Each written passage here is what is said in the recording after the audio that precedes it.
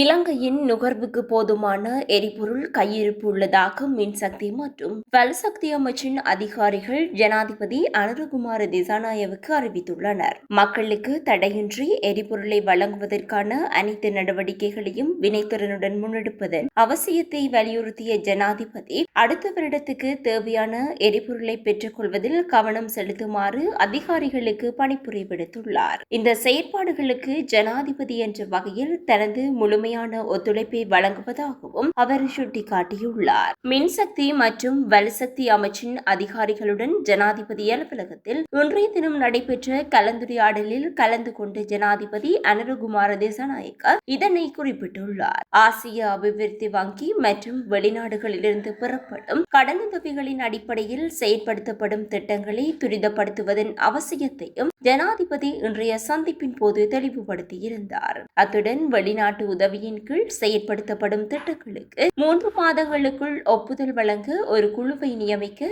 எதிர்பார்ப்பதாகவும் தெரிவித்துள்ளார். இதன் மூலம் வெளிநாட்டு உதவியின் அடிப்படையில் மேற்கொள்ளப்படும் திட்டங்களை விரைவுபடுத்த முடியும் எனவும் சுட்டிக்காட்டியுள்ளார். இதனைத் தொடர்ந்து கிராமிய அபிவிருத்தி திட்டங்களை விரைவுபடுத்தி கிராமத்திற்கு பணம் கிடைக்கும் வகையிலான முறைமையொன்றை ஏற்படுத்துவதன் அவசியத்தையும் வலியுறுத்தியுள்ளார். இதனூடாக பொருளாதாரத்தை விரைவாக பலப்படுத்த முடியும் எனவும் சுட்டிக்காட்டியுள்ளார். இந்த செயற்பாடுகளில் அதிகாரிகளுக்கு பெரும் பங்கு இருப்பதாகவும் அதற்கு அதிகாரிகளின் அர்ப்பணிப்பு மிகவும் அத்தியாவசியமானது என்றும் ஜனாதிபதி அனுரகுமார திசாநாயக்க தெரிவித்துள்ளார்.